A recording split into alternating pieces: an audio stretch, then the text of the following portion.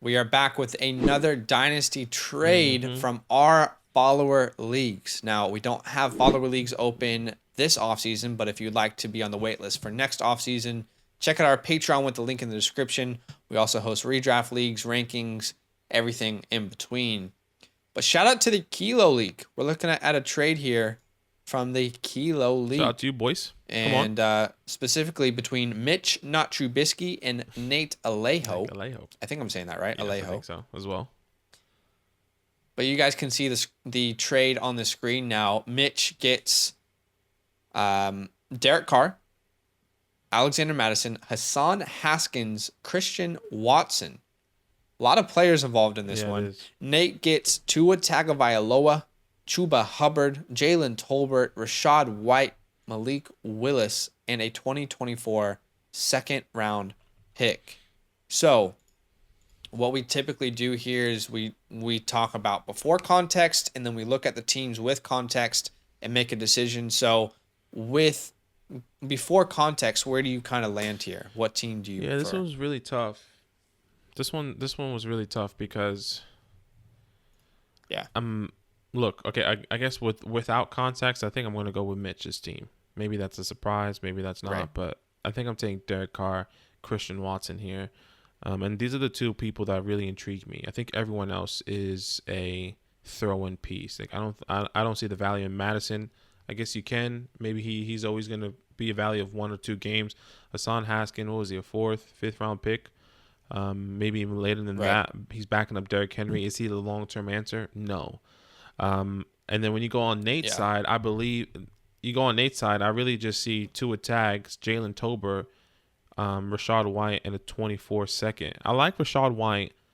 Once again, is he the answer? Is he the long-term answer? I'm not sure. And Malik, I believed in the talent, but I think the situation, I don't believe in the situation, you know? Right. And I'm just not interested in Chuba.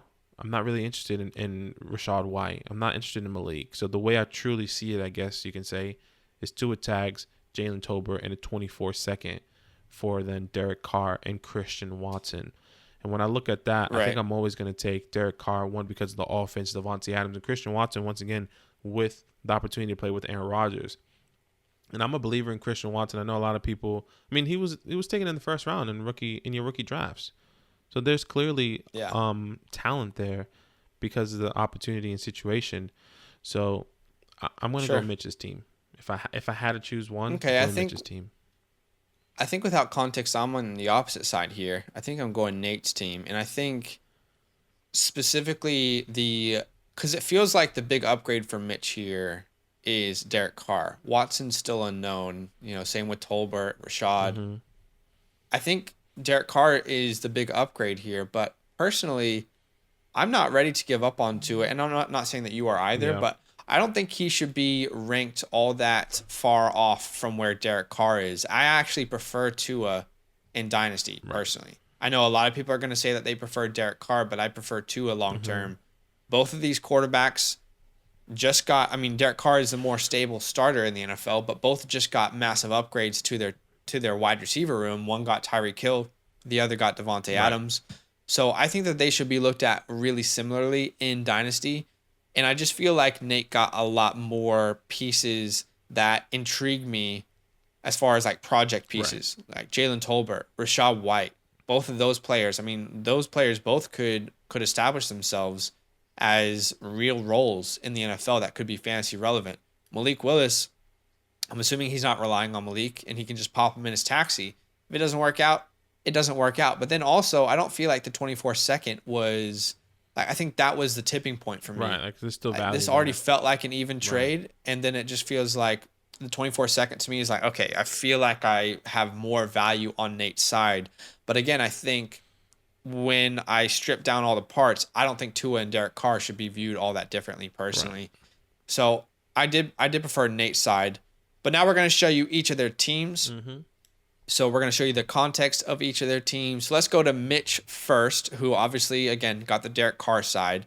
So his team, he's got Matthew Stafford, Austin Eckler, Tony Pollard, Justin Jefferson, Cooper Kupp, Zach Ertz, Keenan Allen, Tyler Lockett, Derek Carr. That's one hell of a starting lineup. Yeah. And then you can see his bench. Notable pieces on the bench, I guess Jimmy G, Christian Watson. The bench is pretty weak here, though. It is. It is. Overall, I would say this is a relatively weak bench, wouldn't you say? It definitely is, and I'm not sure how he can improve it.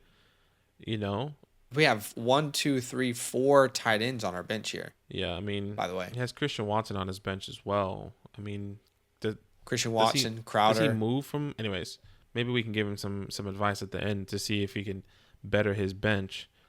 Yeah, but overall, I would say the depth. I mean, we don't even like Tony Pollard. You don't necessarily want to rely on him as your RB2. You want him to be like your third, fourth. I might send you a trade here, Mitch. I think I got a couple running backs, my guy. He does need to improve his running backs. I just think generally depth. Maybe because the team is quite clearly going on a run, right? So I understand why he wanted to go Tua, but I don't know. I think I would feel better having Tua and then like Tolbert and Rashad this is. I don't know. I feel like I would feel better with the that way. context now. It definitely switches it. Saying, well, you had Rashad White, right? Maybe he can get some opportunity. Maybe he can have a couple starting opportunities. What if CMC goes down? You had Chuba Hubbard. That would have been the running back depth. It's not sexy, but that could have been the depth for the running back room. Be like, oh, okay, then we could have had the conversation about it. Sure. But to be fair, I would say if we're saying Watson, like who's the best bench piece here in that deal, it would be Christian Watson. To be fair, like when I look at it in that context. All right, let's look at now Nate's team. You can see he's got Tua, Joe Mixon, Swifty, Rashad Bateman, Terry, Knox, Breece Hall, Cortland Sutton, and Russell Wilson. I love the little stack there. He's also got Zach Wilson on the bench. Chase Edmonds, Singletary. Other noticeable pieces like Edmonds, Singletary, Albert Ayoke, Julio now. Komet, yeah. Yeah, I mean, so it's there.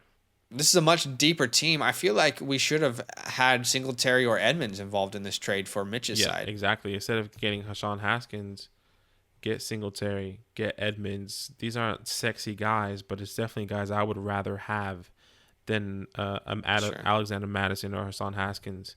So yeah, I'm with you. It's definitely very now with context. You look at this team.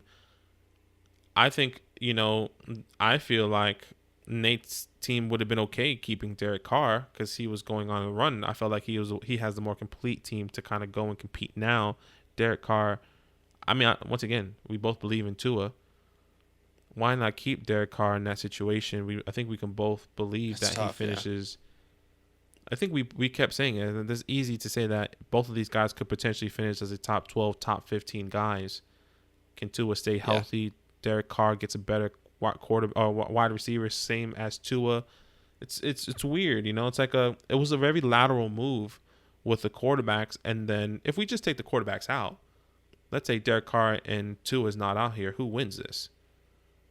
Is it Christian Watson? I personally would rather have the Tolbert Rashad. So Tolbert Rashad, second side. Still, yeah, I'm trying to think. Yeah, I guess Madison to me feels like nothing. He has it's nothing for me for Madison. He just doesn't feel like he has any long-term value outside of starting when Cook is out. And why can't what's his name? Not Ty Montgomery, Ty Chandler be that guy when Madison's contract is up? Yeah. I will say this: I think Mitch's team is the more heavy hitter team.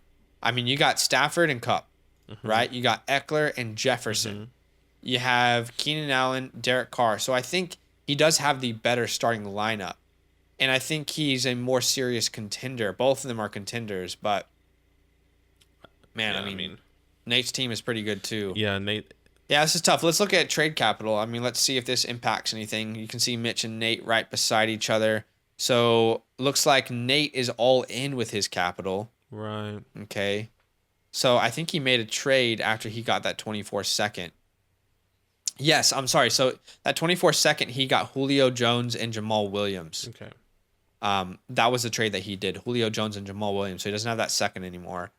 But Mitch, at least has some draft capital. He definitely has some to play around with. It's a couple drafts away, but yeah. But he has something, I guess. Nothing soon. Yeah. Yeah. It's interesting. I'm actually really curious to hear what the community thinks on this one. Where do you guys stand? Are you taking Mitch's side or Nate's side? I think regardless, there's not a huge loser here. I think both teams, like this is a relatively even trade. Again, I think the reason I went Nate is because I am much bigger on Tua than other people. Yeah. And someone actually said this recently with the Dolphins losing their first round pick next year. Yes. Does that maybe change the outlook of Tua's long term? Like, if he struggles, are they going to be able to replace him that easily? Who knows? Like, what will Tom Brady come? Will a free agent come? They still have another first round pick, but I think it gives them less flexibility for sure to move on from Tua. I definitely But I think Tua is going to be good this year. Agreed.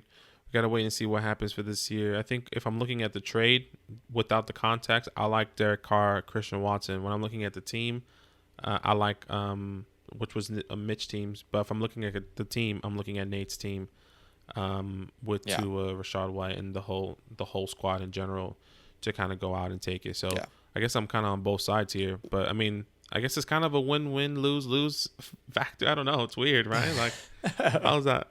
Why don't you guys who are watching let us know in the comments below which side you would go with. And Mitch and Nate, if you are watching and we left out any context, feel free to drop that context in the comments below. Love our follower leagues. Thanks for hanging out with us, and have a good day. Yo, what's good? Thanks for watching. We got a lot more videos. A lot more. If you want more videos. Watch now, it. You can also subscribe. Right now. If you want to. You need to. And lastly, don't forget that you can sign up to support the show and get exclusive content by going to patreon.com/FantasyLandFam.